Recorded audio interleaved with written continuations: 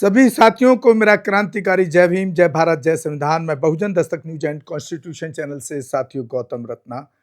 और आप जानते ही हैं कि हमारा चैनल पर अपने बहुजन महापुरुषों की जो उनके ऐतिहासिक काम हैं, उनको आप लोगों तक पहुंचाना, ताकि आप उनकी हिस्ट्री और उनकी कहानियों से आप एक प्रेरणा लेकर के समाज का बखूबी एक अच्छा समाज के लिए काम कर सकें। तो ये पूरा जो आज का एपिसोड है वो है साहब काशीराम जी की ज़िंदगी से जुड़ा हुआ। किस किस तरह से उन्होंने समाज को जागरूक करने के लिए क्या-क्या झेला, किस किस तरह से ज़िंदगी बिताई और किस किस तरीके से उन्होंने समाज के लिए काम करके आज यहाँ तक समाज को खड़ा किया। तो शुरू करते हैं साथियों। एक रात काशीराम साहिब रेलवे स्टेशन पर न्यूज़पेपर बिछाकर सोने की कोशिश कर रहे थे। रेलवे स्टेशन का एक कर्मचारी साहब काशीराम जी को देख रहा था कि वो ठीक से सो नहीं पा रहे हैं, तो उसने मान्यवर साहब काशीराम जी से पूछा, साहब मैं काफ़ी देर से देख रहा हूँ कि आप सो नहीं पा रहे हैं, तो आपको कोई परेशानी है तो बताइए।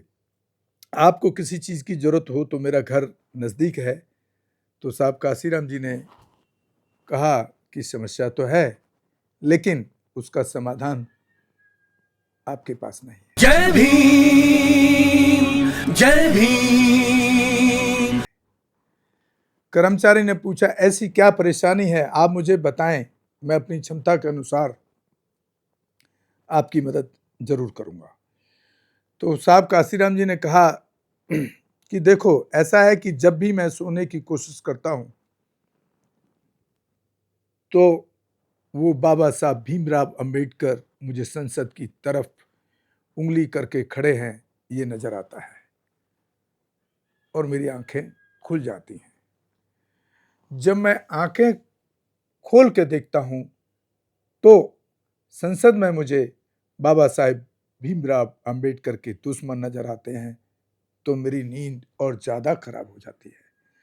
अब बताओ, क्या तुम मेरी समस्या का समाधान कर सकते हो? सवाल आज भी वही है और हम अपने महापुरुषों के त्याग समर्पण को सही न्याय नहीं दे पाए। तो साथियों, इस तरीके से उन्होंने जिंदगी बिताई।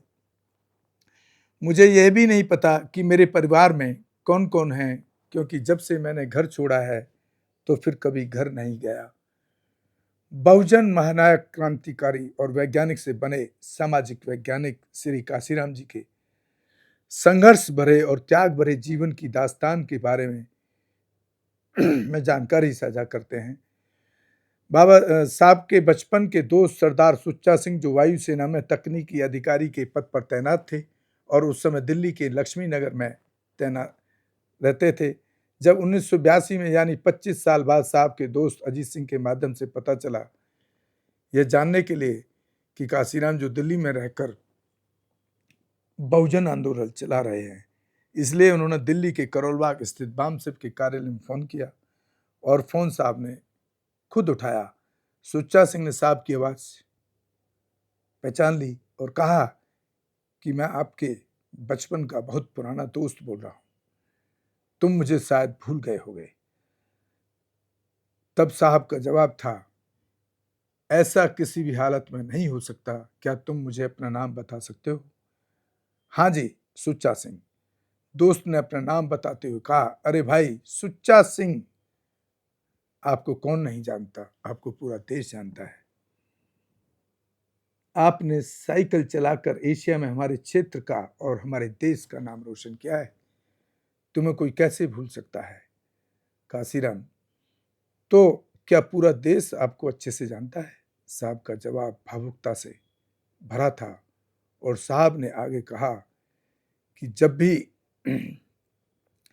तुम्हें समय मिले तो मुझसे मिलने आना। आगे सुच्चा सिंह ने कहा कि मैं इस वक्त पोस्टिंग दिल्ली में हूं, लेकिन मैं अभी नहीं आ सकता, क्योंकि अभी मैं अपनी पत्नी की दवा लेने आया हूं और वह भी मेरे साथ हैं। तो साहब ने बड़ी नम्रता से पूछा और कहा कि अभी आ जाओ, भाभी जी को भी साथ ले आओ, क्योंकि अभी मेरे पास समय है, क्योंकि मुझे नहीं पता कि मैं कल किस स्थिति में हो जाऊंगा, क्योंकि अब पूरा देश मेरा है। साहब श्री काशीराम जी के बड़प्पन भरपूर बोलों को सुनते हुए ही साहब के दर्शन करने के लिए सुच्चा सिंह सीधे करोल बाग साहब के कार्यालय पहुंच गए। साहब और सुच्चा सिंह ने एक दूसरे को कसकर गले लगाया। सुच्चा सिंह के शब्दों में मैं उस समय की खुशी के क्षणों का वर्णन भी नहीं कर सकता। कुछ देर बाद सुच्चा सिंह ने साहब से कहा, आप घर क्यों नहीं चलते? आप घर क्यों नहीं चलते? तो साहब का जवाब था कि मैं घर बार से क्या लेना है, अब तो पूरा बहुजन समाज ही मेरा घर है। सुच्चा सिंह ने अगला सवाल पूछा कि साहब जी घर में कौन कौन है? साहब का उत्तर था कि मुझे तो मालूम ही नहीं, क्योंकि मैं जब से घर को छोड़ा है मैं कभी घर भी नहीं गया। फिर सुच्चा सिंह ने पूछा कि आपने अब तक शादी क्यों नहीं की? क्योंकि मैंने न तो कभी सामने देखा है और न ही कभी पीछे देखा है। साहब का स्पष्ट उत्तर था। इस मुलाकात के बाद भी सुच्चा सिंह अक्सर साहब से मिलते रहते थे, क्योंकि दिल्ली में पोस्टेड थे। एक बार सुच्चा सिंह साहब से मिलने गए तो साहब उन्हें अपने साथ ले गए। उस दिन साहब का कई सांसदों से मिलने का कार्यक्रम था।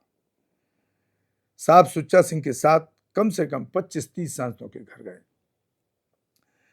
साहब हर सांसद को सुच्चा सिंह का परिचय अपनी अच्छी बातों में देते थे और बाद में कहते थे कि मेरे बचपन का दोस्त है। लेकिन यह शेड्यूल कास्ट नहीं है। लेकिन ये सब सुनने के बाद भी सुच्चा सिंह कुछ भी नहीं कहते थे। लेकिन सुच्चा सिंह ने सुनकर कुछ नहीं कहा। अंत में सुच्चा सिंह ने साहब से पूछा कि ऐसा कहने के पीछे आपका उद्देश्य क्या है? तो साहब का जवाब था कि कम से कम इन सांसदों को इस बात का एहसास होना चाहिए कि अलग अलग जाति के होने के बावजूद हम कितने करीबी दोस्त हैं।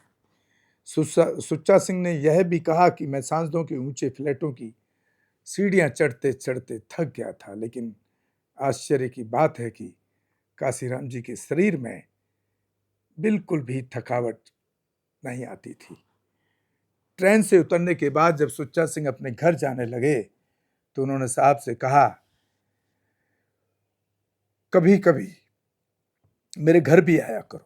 तो साहब का सख्त जवाब था कि मैं किसी मित्र के घर नहीं जाता, न ही किसी के जन्म या मृत्यु पर घर जाता हूं।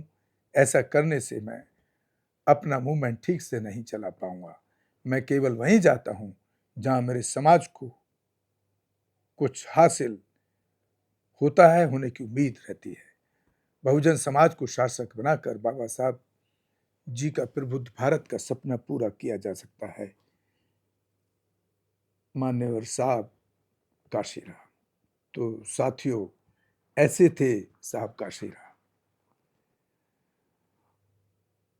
और उनके जाने के बाद मुझे, कम से कम मैं अपनी पर्सनल बता रहा हूं, मुझे तो ऐसा कोई ईमानदार समाज सुधारक काशीराम जैसा अभी तक तो मुझे दिखता नहीं है।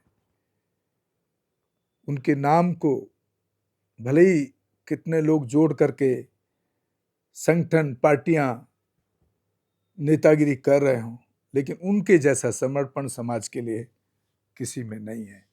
और मैं इसलिए और बखूबी जानता हूं कि मुझे उनके साथ काम करने का मौका मिला, वो भी सन 84 से लगातार, और मात्र 15.5-16 साल की उम्र में। उनकी जो भाषा शैली, उनका समझाने का तरीका, मतलब अगर ब्राह्मणवादी भी सामने बैठा हो तो वो भी उनका कायल हो जाए। जैसे कि आपने कई बार पेन की कहानी सुनी होगी, कि मुझे अच्छी तरह याद है जब वो समझाते थे तो एक रेनॉल्ड कंपनी का एक पेन हुआ करता था उस टाइम, काफ़ी महंगा पेन था। उसको मेड बताया करते थे लोग कि अमेरिका मेड है वो, और उसका छोटा सा ढक्कन एक नीले रंग का होता था और नीचे का वाइट रंग का होता था। तो नीले रंग का जो छोटा ढक्कन ऊपर वाला था उसको बताते थे लोगों के बीच में बैठ करके ये 15% है और ये नीचे वाला 85% है और इस पर ये जो 15% है जो कम है वो इस पर शासन कर रहा है। मैं इस 15% को नीचे नहीं लाना चाहता और इस 85 को ऊपर लेके नहीं जाना चाहता, लेकिन मैं इसको पैरेलल, इसको बराबर करना चाहता हूँ। तो आप खुद सोच सकते हैं कि इसमें कहाँ किसी ब्राह्मणवादी मनुवादी को तकलीफ होगी। मतलब उनका एक समझाने, और वो भी बहुत पोलाइटली, ये नहीं किसी पर गुस्सा करके या किसी से झगड़ा करके या किसी, बहुत कम ऐसे चांसेस हुए हैं जहाँ पर वो आक्रामक दिखे।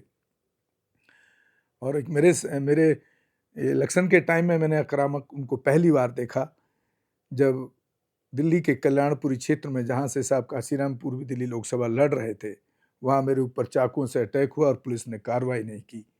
तब मैंने पहली बार साहब काशीराम जी को आक्रामक देखा, जहाँ उन्होंने एक कोर्ट भी ईजाद किया उसी टाइम कि मैं देश के दो बड़े गुंडों से लड़ रहा हूँ, एक राजीव गांधी और एक दिल्ली के बेताज बादशाह जिसको लोग कहते हैं HKL भगत के खिलाफ, और तुमसे ये छोटे गुंडे नहीं समझते। थाने की तरफ इशारा करके उन्होंने जब ऐसे कहा, छोटे गुंडे मतलब पुलिस को कहा था उन्होंने, तो लोगों ने जब पथराव किया तो पुलिस के दिल्ली के LG और पुलिस के दिल्ली के कमिश्नर ने यह आश्वासन दिया कि हमको सिर्फ रात को 12 बजे तक का टाइम दे दीजिए, जितने भी कल्प्रिट हैं हम उनको अरेस्ट करके कल कोर्ट में पेश करके जेल भेज देंगे। और वाकई में ये हुआ। जब लोगों ने पथराव किया तो उन जो 10-11 जो लड़के उसमें इन्वॉल्व थे, कांग्रेसी गुंडे थे, और अफसोस की बात देखिए कांग्रेसी गुंडे कौन थे, वो हमारे ही समाज के, बहुजन समाज के, वाल्मीकि जाति के लड़के थे सारे के सारे मैक्सिमम, जिनको एक पार्सन उन्होंने शराब पिला करके, मैं प्रचार कर रहा था, मेरे ऊपर अटैक कराया था चाकुओं से। तो हमारे समाज को किस तरह से जो दूसरी पार्टियां हैं, जो दूसरी ताकतें किस तरह इस्तेमाल करती हैं, ये बात मैंने इसलिए आपके बीच में रखी साथियों। और उसके बाद से फिर मैंने अपना एक इलेक्ट्रॉनिक मीडिया और फिल्म लाइन को अपना बिजनेस का एक माध्यम बनाया। आज उसी वजह से मैं आप तक इस तरह की हिस्ट्री और एट्रोसिटी, क्योंकि मीडिया एक बहुत बड़ी ताकत होती है, उस एट्रोसिटी पे मैं एक पॉजिटिव, जहाँ कहीं भी हमारे समाज के अत्याचार होता है उस पर न्याय दिलाने में बहुत सक्षम रूप में काम करता हूँ। तो बीच में कई ऐसा होता है कि कभी कुछ नेताओं के वीडियोस भी हम डाल देते हैं करंट उस पर। तो अभी पीछे कुछ मैंने ऐसा देखा कि अगर चंद्रशेखर की वीडियो डाल लो तो BSP वाले नाराज़ होते हैं, तो BSP वाले अनसब्सक्राइब करते हैं, देखते नहीं हैं। और अगर मायावती जी की, बहन जी की डाल दो तो फिर चंद्रशेखर वाले नहीं देखते हैं। वामन मेश्राम की डाल दो तो ये दोनों, भाई हमारे पास, हम मीडिया चला रहे हैं, हम किसी एक के बंधुआ मजदूर नहीं है। हमको कोई ना तनख्वाह मायावती दे रही, ना चंद्रशेखर दे रहा है, ना हमको वामन मेश्राम दे रहा है। हम अपनी पॉकेट से खर्च करके इस काम को कर रहे हैं।